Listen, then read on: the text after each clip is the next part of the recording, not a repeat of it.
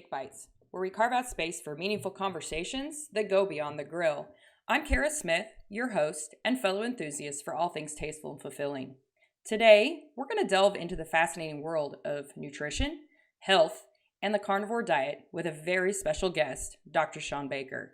Dr. Baker is co-founder and chief medical officer of Revero.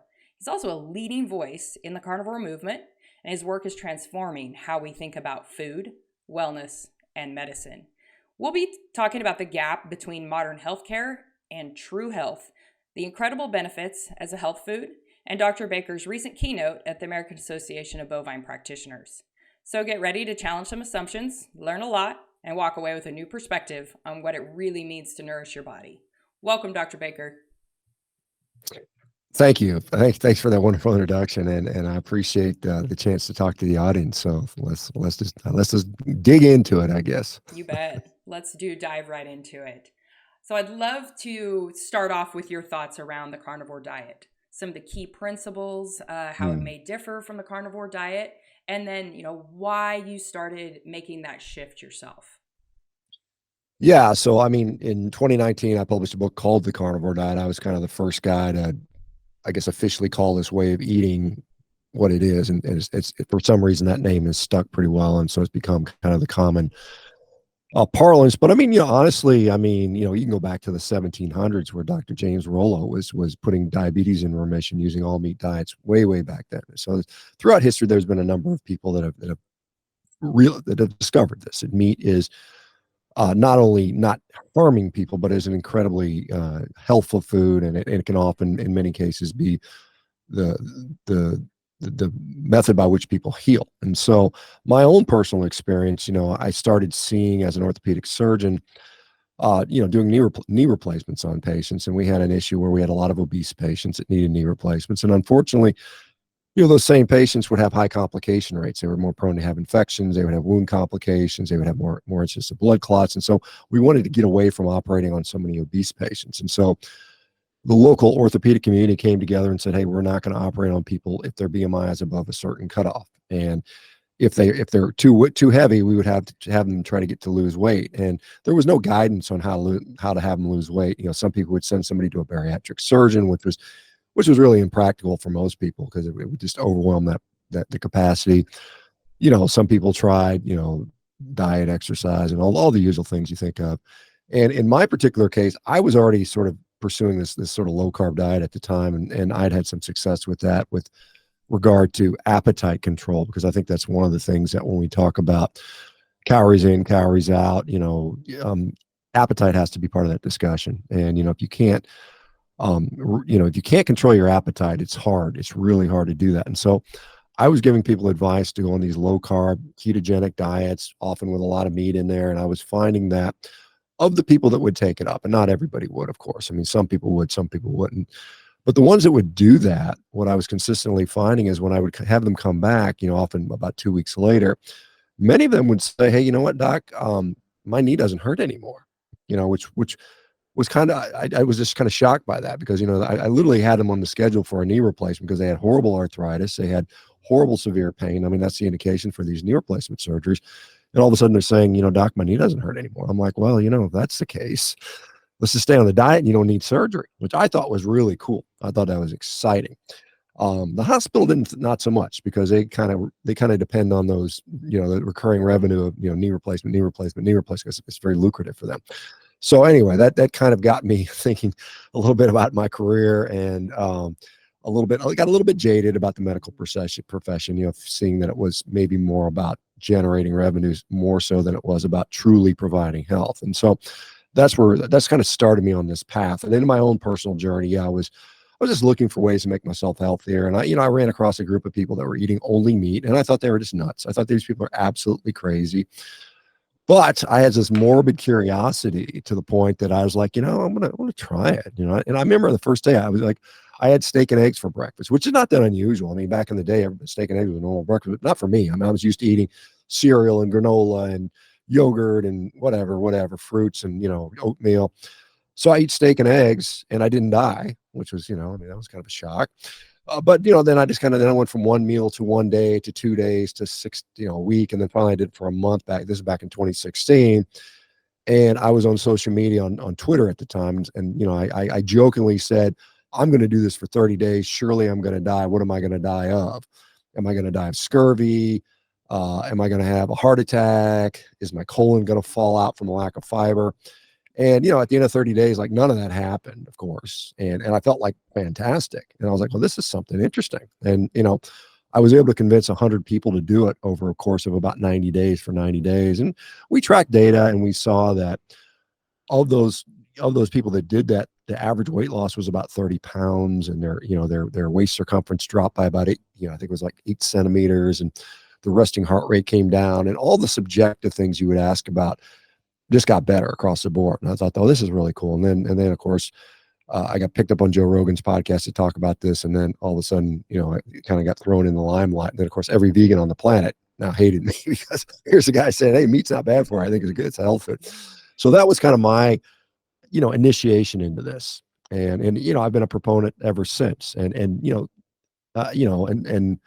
maybe surprisingly, ever since I've been doing this, now there have been, tens, if not hundreds of thousands of people that have adopted this style of eating.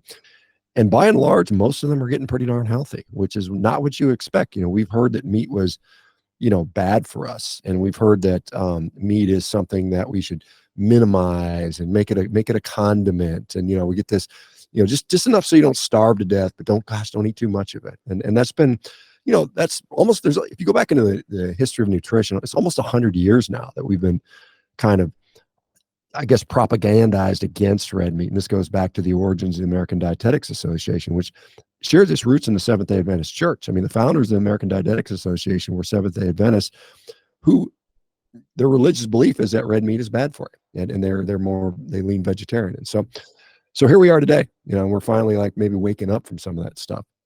Sure.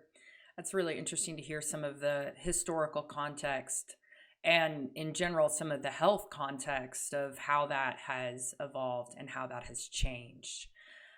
Could you talk a little bit more about that as far as what we are seeing on kind of that gap between medicine and health, particularly diet related?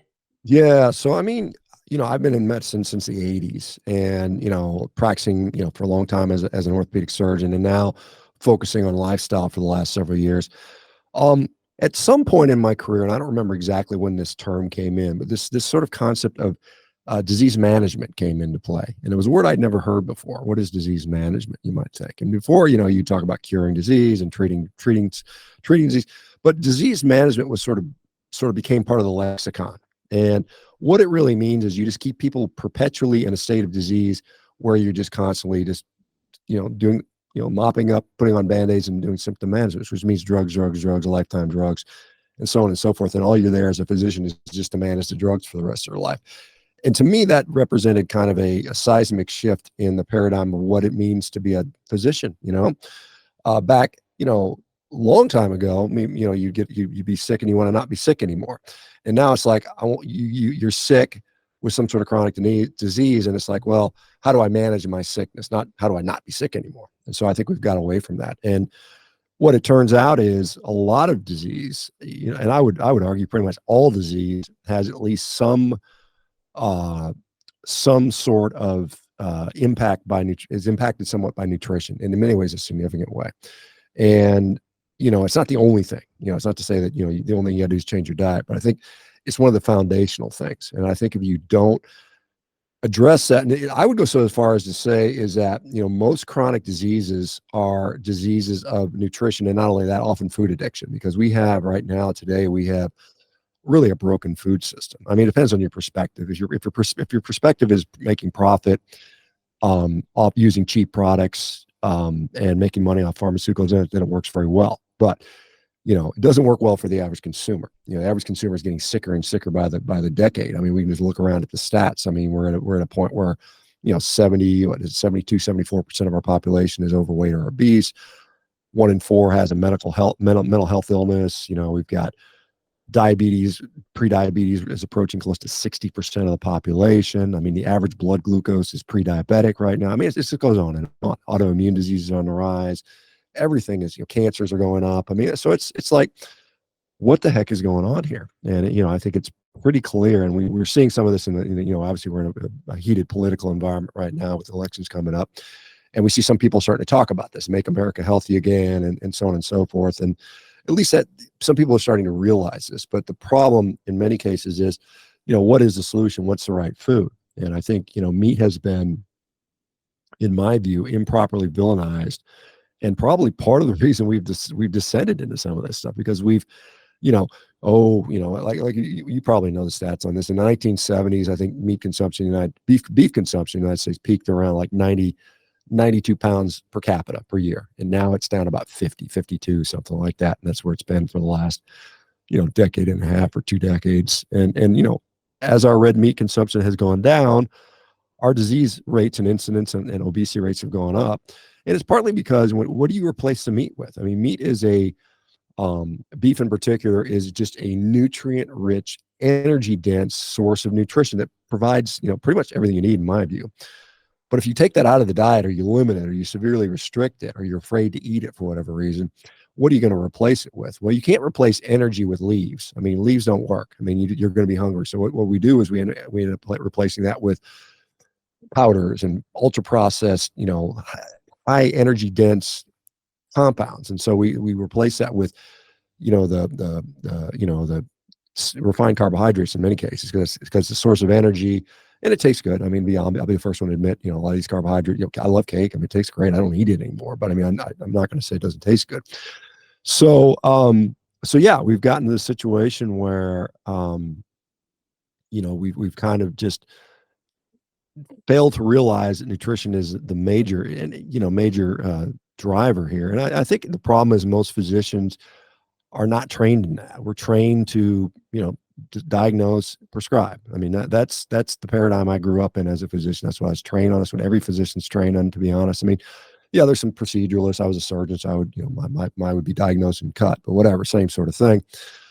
When, we just don't even think about that. I mean, there's no part of me as an orthopedic surgeon that would think much about nutrition. I mean, every once in a while you get somebody for a knee replacement. If they're just completely like malnourished, you're not going to operate on them. But in general, it's not something we think about. How do I mitigate a disease? But with diet, it's not even there's no thought to that, right? I mean, it's just like, oh yeah, don't be obese. But I mean, that's not really helpful when it comes to nutrition. So yeah, we've gone a long ways from the founding principles of what medicine I think was founded upon to again, we're now just, kind of hamster wheel pushers, kind of, disease managers, it's all corporatized, everything falls under an algorithm, which is written by the pharmaceutical companies, says this is how you manage this is this disease. And as long as you check the boxes and hit enough algorithms for your patients, the outcomes are kind of irrelevant. It's just like, did you do the right things according to the ADA or the AHA or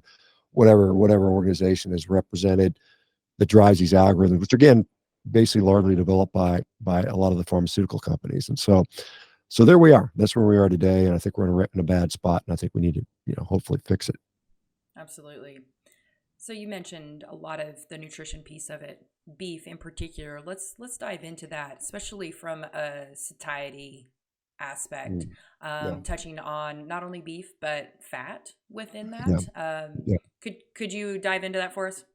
Yeah. Okay. So, I mean, I'll use this, some people are aware there's a new class of drugs out there called GLP-1 receptor agonists. Ozempic is one of the trade names most people have heard of. It's a weight loss drug everybody's injecting. You see all the people in Hollywood that want to lose 10 pounds, they get on these drugs. And, it works by influencing an incretin hormone, which GLP-1 is one of them. And there's GLP-2 and there's GIP and there's a few of them there. But the one that's most relevant is just GLP-1. Well, it's interesting to note that beef in particular, and there's studies on beef isolate that show that it very effectively stimulates that hormone in our own body in a natural way. And again, in a natural sense that, like I said, the drugs will provide a high level of GLP-1 for long periods of times, hours and hours and days, whereas in the body, it's supposed to be there for a few minutes, 5 minutes or so. It's supposed to come and go. And it's because we have these nutrient sensing cells in our small intestine in what's called the ileum. So our small intestine is broken up into 3 segments. The duodenum is the first part. That's where the kind of bile from the gallbladder comes in. And we have the jejunum, where a lot of the digestive juices and absorption occurs, and the ileum is kind of the end of it. And so there's this thing called the ileal brake, like a car brake, stepping on the brakes. So when the ileum starts sensing nutrition getting down there, then it realizes it's not as likely to get absorbed because it's like, it's overflowing. So what does it do? It says slow everything down. And this is what GLP-1 does. It says slow everything down so that we can actually extract the nutrition out of there, right? And if too much nutrition gets down in the gut, we want to, it's a signal to slow it down. So beef does that naturally. And so, when you eat a steak, for instance, if I often will put down a 2-pound steak like nothing. I got a big appetite, right? But it's gonna take a long time to make its way through my digestive tract, maybe 16, maybe 18 hours sometimes. And that whole time, I've got this sense of satiety because I'm slowly absorbing energy. I'm in this sort of fed state for a lot longer. And so what it does is it leads me to not be hungry throughout the day, not want to snack throughout the day. I mean, the snack food industry has hijacked that. I mean, they basically tell you to eat low nutrient poor food, and they just keep more and more and more and more of it because you're constantly having to snack to try to get some nutrition in there. And then, whatever you eat doesn't have very much nutrition. So you're constantly eating more and more. And then you overconsume calories, and you get, then you become overweight and obese. So yeah, meat is particularly good, and fat is part of that. Like I said, when you look at the nutrients and what's in beef that would be potentially stimulating, well, some of the amino acids we certainly know, and then also monounsaturated fat is also a good one. As you probably know, beef is mostly, if you look at the fat profile of beef, it's mostly monounsaturated fat. I mean, it's usually monounsaturated fat, then saturated fat, and then it's a little bit of polyunsaturated fat. So usually most people think, oh, beef's got a lot of saturated fat in there, but it's got just as much or more monounsaturated fat. So I think these are some of the properties that lead to satiety in many ways. There's probably a lot of other things that go into that as well. But clinically and practically, what I see is when I put people on diets where I say, hey, go eat 2 pounds of beef a day, they're like, oh, I'm full. I can't do much more. And they just naturally eat less. They eat less food. They feel full longer. And they don't have the tendency to want to snack all the time. And that, for a lot of people, is very freeing for people because they don't feel like they're just slaves to, their cravings and addictions for some people. Some people that literally have addictions to certain ultra processed food in particular. Absolutely. It's, we've been through the fat-free craze. And that's still, I tend to see remnants of that, particularly now with my children, going into institutional systems where the food pyramid is being dictated.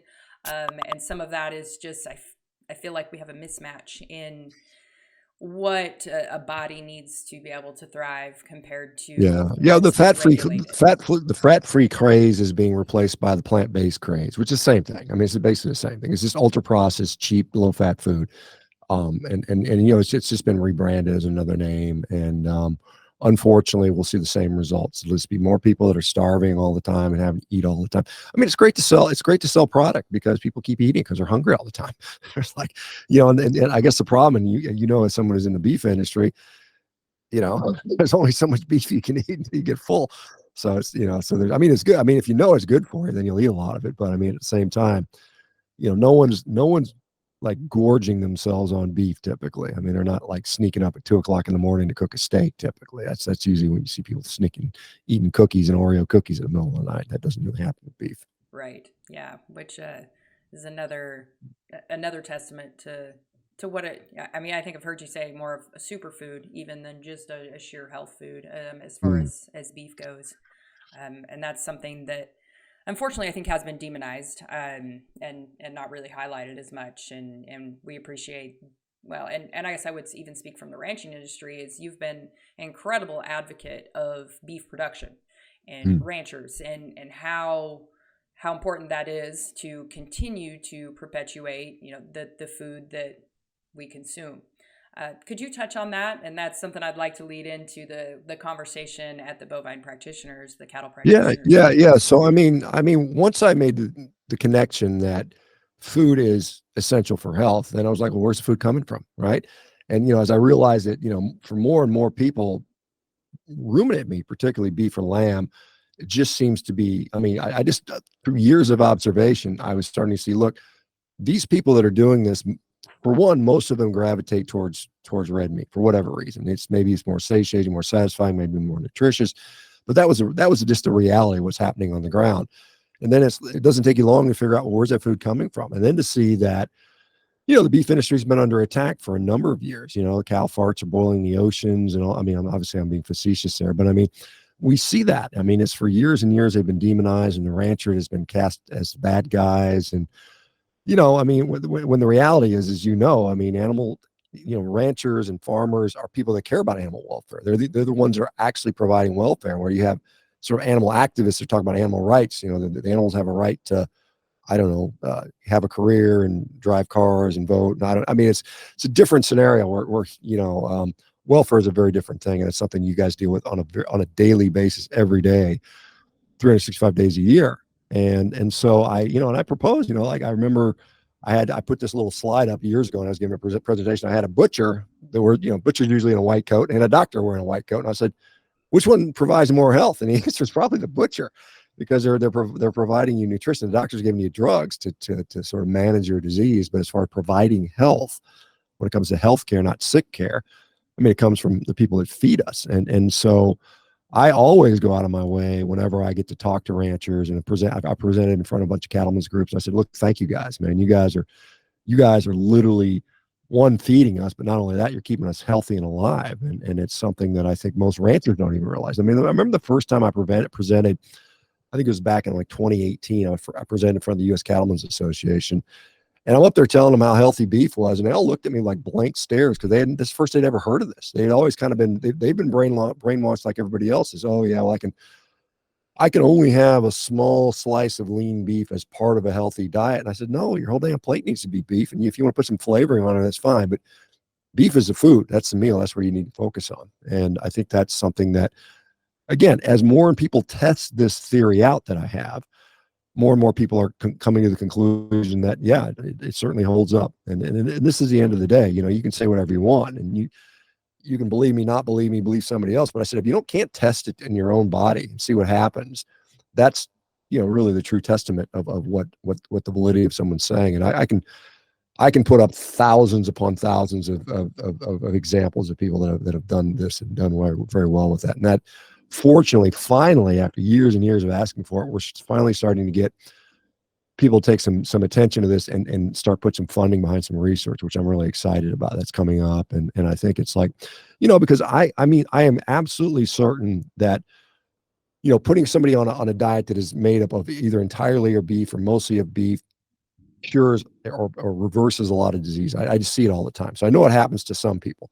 The question is it 10% of the people? Is it 90% of the people? Is it 50%? We don't know that part yet. So that's what we got to figure out. And then, if it turns out that, diabetics, 90% of diabetics go on basically an all meat diet and their diabetes goes away, that's powerful. That's good information to know. I mean, that's a huge, that should be the number one therapeutic intervention if that's what the result is. And I'm seeing that to a higher degree. I mean, the Harvard study that came out in 2021, 226 diabetics, no, 262 diabetics, 92% come off insulin.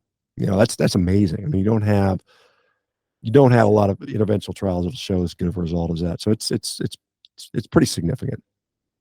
Yeah, that's amazing to be able to see those results, but also have something tangible, something that is whole food, good for you, like a true tangible path to wellness, healing. That's really exciting to see that research is going to continue to be funded, and be able to make some strides that direction. Yeah, I'm flying out to Oklahoma next week to meet with the legislature at the Capitol to secure some funding, hopefully, because some of the cattle producing states, as you might imagine, have more interest in this as possible, like South Dakota and so far it's been South Dakota and Oklahoma and Georgia that have sort of indicated they'd like to sort of participate in this, which is good. And actually, finally, the NCBA is seeming to look like they might after me cajoling them for years, finally realizing that, they should probably participate in this. Sure. Yeah. Well, that's exciting. That's also another topic of conversation is kind of that your tie not only with the ranching industry, but your recent conversation with the Bovine Practitioners Association, Yeah, which yeah, yeah, for listeners that may not know, that's basically the cattle vets in this country had a large meeting last month, and Dr. Baker was the keynote.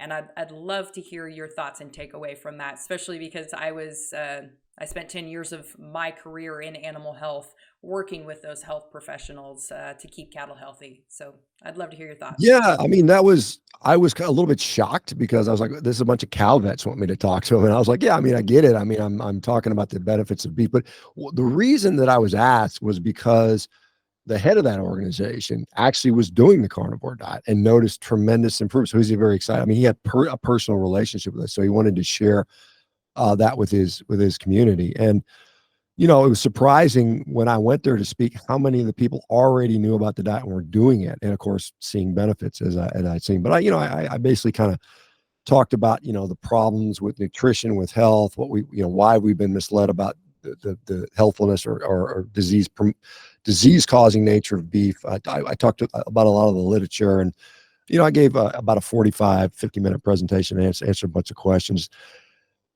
My understanding was very well received. I mean, I had just a bunch of positive feedback coming back. There are a lot of people that had an interest. And the nice thing is because, most of the audience were veterinarians, so they were pretty science based. I mean, they understand how science works. They understand, even though I'm talking about human nutrition, they get it. I mean, and the nice thing about animal nutrition is you have the animal studies are far better than the human studies because when you do an animal feeding study, you know exactly what they're eating, you know exactly what they're doing. There's no question, basically. When you do human feeding studies, it's like, well, did they lie? Did they accurate? You can't follow them around all the time. I mean, you can do metabolic reward studies, but they're so expensive and they don't last very long. And so you can't get long-term input on that. So, I mean, it was well received. I was honored to be there. I mean, it's interestingly, this year in particular, I've been asked to speak to all kinds of just totally unrelated groups. I mean, for many years, I was just kind of speaking on the low carb circuit. This was kind of the natural place for this to go. But now it's like Bitcoin conferences and cattlemen conferences and vet conferences and political groups and, on and on and on. I've got in fact, I'm going to New York this week to speak in front of something called New York Strong. It's a group of fitness enthusiasts. So it's a little, again, it's just this niche keeps going on and on and on to more and more people that are realizing that, yeah, I mean, food is such an important aspect of this. And so I suspect you're going to get more and more people with interest in their nutrition and particularly how the role of beef has been helpful. Because, like I said, all the studies that we have on beef or all the sort of conclusions we made on beef are basically, drawn from, epidemiologic associational studies, observational studies where they don't really know what you're eating. They kind of like, they consider like me eating a ribeye steak the exact same thing equivalent as somebody going to McDonald's and eating a shake and fries and Coca-Cola, and that's a meat eater to them. And I think there's some very significant nuance there, and I think we're starting to tease that out, which I think should be the case. Sure. Are there some things that you could give to our listeners as far as, practical advice from the carnivore diet type Yeah. movement or any other, just a way to maybe shift a perspective from health? Yeah. So I would say that, whether you go full carnivore or not, I mean, that's a personal decision. I'm not going to try to force anybody. I don't really care. I mean, I'm not here. It's not a religion to me. I'm not particularly dogmatic about it. But what I will say is that, I mean, it's becoming more and more clear. I mean, because you have people that are plant-based advocates, and they'll say, "Look, we've got people who get healthier and they go on a plant-based diet," and no doubt that occurs, right? But what is the common denominator? We got people that go all meat-based and they get healthy. You got people that go all plant-based to get healthy. We could argue which one's better, but at the end of the day, you can say what's common about that. Well, all of them are giving up all this ultra-processed. I call it human pet food. It's like, it's Purina human chow. It's just all this ultra processed garbage, which is refined carbohydrates, some sort of sugar mixed in there. And usually it's some kind of industrial oil, right? So, because it's cheap, you put soybean in oil because it's super cheap. And, it fills up it's like, I think right now it's interesting. We eat more calories per day from soybean oil in the United States than we do from beef calories. The average American eats around 2.3 ounces of beef a day. I mean, that wouldn't even get me across the room. I mean, from a caloric standpoint, I mean, it's very Me little. It's a either. tiny, tiny amount. So you think about it. So if you increase your meat consumption and you decrease your processed food consumption, that's going to be a net win, because, you think about the satiety. I would start like, instead of thinking about meat as a condiment or as a special treat you only get on the weekends, make it the centerpiece of your diet. And, steak and eggs for breakfast, great way to start the day. You crush you eat a 12-ounce, 16-ounce, ribeye steak or New York strip or something.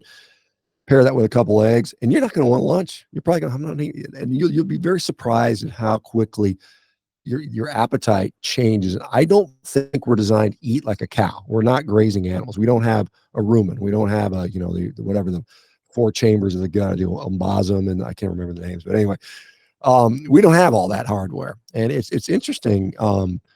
This is an interesting point. Of all the animals that have ever been on Earth, I mean, from beginning of time on, something like 75% have been carnivorous. And it's because it's a much more efficient way of obtaining nutrition. And I use the analogy of like, I'm made up of millions and trillions, literally millions, billions, trillions of animal cells. I mean, that's what makes me up. And so all the ingredients that I need that are in animal cells are also in animal cells. And so if I were to build a brick house and I had a pile of bricks over here and I had a pile of straw and mud over here, which is going to be more efficient for me? Yeah, I mean, the bricks, right? It's already preformed. And so we have that, for whatever coincidence it might be, that all the essential amino acids that we need in our body in the exact same ratios we need them in appear in meat. So it's kind of like, well, maybe we're designed to eat that stuff. It's kind of like, whereas if you can cobble together some plant compounds, some beans, some rice, and a few other things and kind of make it match, but it's much less efficient. I mean, a study just came out the other day comparing beef protein to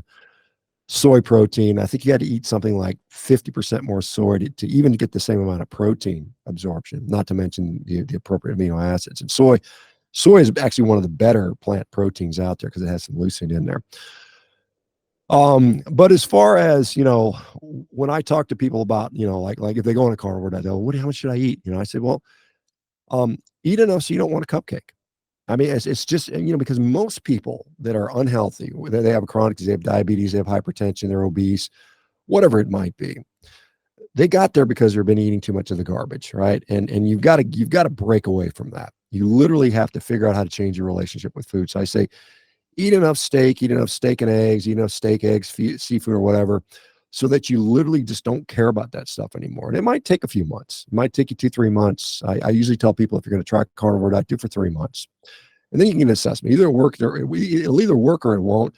If it doesn't work, the worst thing is you ate a bunch of steak. Okay, who cares? I mean, you probably enjoyed it anyway. But I mean, if it does help you, then my gosh, it opens the doors to a whole new potential healthy lifestyle. Because most of us, I'm almost 60 years of age now, and when I turn 60, I'm going to be dunking basketballs and doing backflips and running fast hunters. I mean, I honestly believe all that, because I'm almost there right now.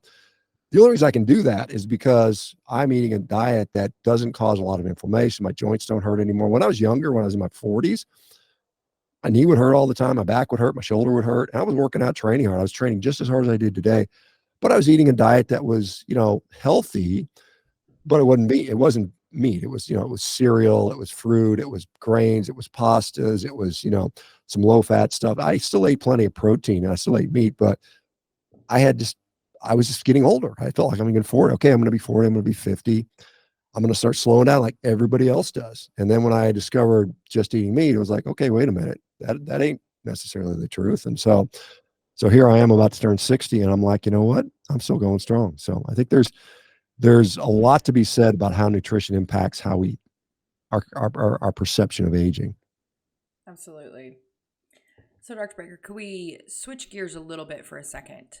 Mm-hmm. The first time that I met you in person, I was 7 weeks postpartum with my oldest daughter. And my That was husband, in Nebraska, I that was believe. in Nebraska, Yeah, yes. yeah. And my husband was about 60 to 70 pounds heavier than he is now. Hmm. Yep. And with your influence, he went on the I think I carnivore gave him a hard. diet. I think I made fun of him. Gave him a hard time. I said, "Look," I said, "Look, Jeff, you got all this meat. Why don't you just eat it, man?" Yes. Yes. So he went full carnivore. And he's actually, since our first daughter was born, he was down about 100 pounds, which is Yeah, pretty yeah. I've incredible. seen him several times since then. He's really transformed himself, and he's not just that he's lost weight, but now he's doing jujitsu and he's becoming more athletic. And I don't know, probably a better husband. I don't know. I'll leave that to you to decide that. But Yeah, it's actually been incredible. So we definitely thank you for your impact in our life, but also would like to talk about your experience with CCB. You know, from its sure, sure, the yeah. beef perspective, but also business perspective, etc. Yeah, well, I mean, like I said, I think I can't remember. I first, I know I met Jeff in person and you guys in person at that event that Jamie Seaman put on back in Nebraska back in, I don't know, years 2020, I think it was. And I think maybe we'd interacted online before, but I can't remember. But for whatever reason, I mean, you guys have been so kind to send me out some of your product from time to time, and I just remember the first time I ate it, I was like, this tastes really good. I mean, I'm not saying that because I'm on your podcast, but I just remember specifically this has a really nice taste to it. And Jeff explained to me, a lot of it, obviously the breeding, but also the processing makes a big deal on how the flavor is. So I can always, it's just unique. I mean, whenever I eat it, I can literally close my eyes. I've eaten so much beef over the years. I've eaten from a lot of different ranches and different cattle breeds. And I'm almost like like a wine sommelier where you can just, you can tell the notes of, here it is. It's got a little bit of cherry and undertones of coffee. It's like, I can tell that with the beef. It's just got that unique flavor. And so anytime I get one, I've had one or two that taste similar, but I mean, yours has got this very unique taste for sure. And I really appreciate it. I really like it. But, um, and again, I think it's well done in the fact, and I know that's part of what you do. I know you've been doing the nutrition on there, so it's well done. It seems to eat very tender. It's got enough fat on there, and that's the thing. I think that's important. We've kind of gotten away from. We've been brainwashed to seek out super lean meat. That's what the sort of the message has been for the last 50 years or so, coming from the USDA, I believe. But the reality is, particularly if you're not consuming carbohydrates, you need decent amount of fat so that you can run your machine. You can't just live on protein. If you're not getting energy from carbohydrates, you got to get it from the fat. And so I've enjoyed it. As far as, the product, I think it's an excellent product. I think I'm always excited to eat your stuff whenever I get a box from you guys. I eat the ribeyes first because that's just the way it goes. And sometimes it'll be the tri-tips and the picanhas and sometimes the ribs and stuff like that. But I mean, that's just, I really I can't say enough about how good of a product it is. So hats off for you guys for doing it. Because and I'll be honest, I mean, I've had some beef that it's never bad, but sometimes it's just not as good. I mean, I've had a lot of tough beef. I think, and God bless the guys who are doing the grass finished stuff. I mean, sometimes I think that's a harder process. I mean, I just think it's more left up to skill and chance. Whereas I think on the feed rationing, you got a little more control and you got a little more precision about what you do, and you can get a precise product every time, which is quite good. I think U.S. beef, and I think U.S. beef in general is the best beef in the world. Having eaten beef all over the world, I mean, I can honestly say that. I always love when I like traveling, but when I get home, the first thing I want to do is give me a big old prime USDA ribeye, and I'm like, I'm happy. I have, as you know, I guess you guys expanded the last 2 years and built your own processing facility. And Jeff asked me if I wanted to invest in that. And I said, I'd be happy to. So I invested a little bit of money in there. So I'm actually a little minor partner in your operation, I suppose. And I'm, happy to be part of that and glad to see you guys continue to grow and thrive, because I think we need more ranchers, because, the future is, I think, potentially quite hopeful, but I mean, it can be quite good only if we realize that this is the health food and we don't need to get rid of it. Like there are people out there that still are banging that drum about let's get rid of the cows, and we're seeing it in some other countries where they're actually moving forward with some of that stuff. And I think that's something we don't want that to happen here in the U.S. and honestly throughout the world. I mean, it's something that, I mean, if more people had more education around the cattle industry and how our food is produced, there'd be a very different sort of belief system. Unfortunately, most people are it's just the way it is. Education comes in 2-minute sound bites or 30-second clips, and sometimes our views are shaped by that. And so when you actually dig into some of this stuff and realize the value of this product that you guys produce, it's just gosh, I mean, we need to do everything we can to protect that. Absolutely. Well, we appreciate that. We're excited to have you as part of the team as we had the acquisition with our harvest facility and be able to expand the footprint of what we're doing in the States, but just in general, in the ranching community, to be able to bring partners that have a different voice and a different perspective, and that we greatly appreciate, which you're part of that, Dr. Baker. So thank you. Yeah, thanks. Thanks for.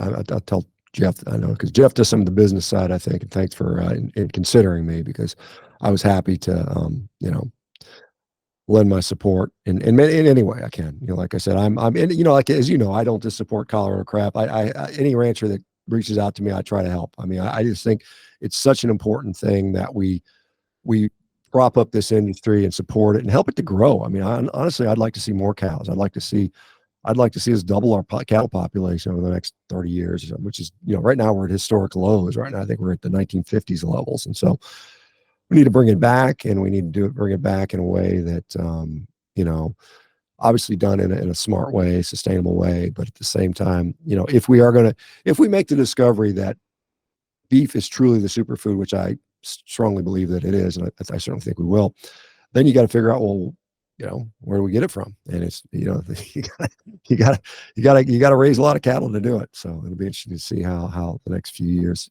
play out. For sure. Well, Dr. Baker, do you have any closing thoughts for our listeners?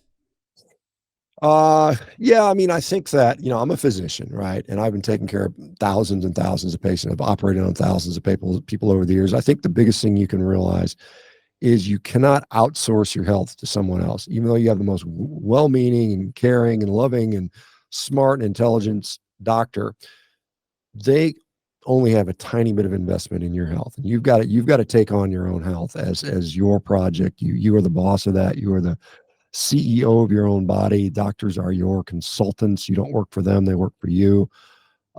Take this seriously and take it into your own hands, because the way our healthcare system is today, you get diagnosed with something, you ask the doctor, why is this happening? They usually shrug their shoulders and say, I don't know, bad luck, genetics, who knows?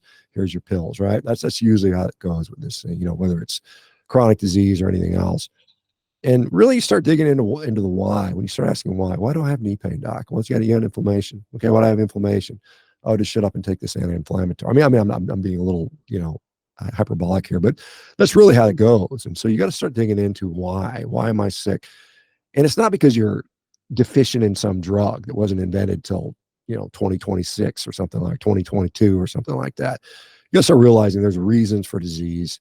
And I don't think it's normal or natural for someone who's over the normal course of their lifespan should spend a majority of it in ill health. I mean, it just doesn't make sense. I mean, there's no other animal, I think, that really experiences that the way we do. I mean, we poisoned ourselves from our food. Food can be medicine, but can also be poison. And I think you have to realize, figure it out. And again, test it on yourself. Don't listen to me.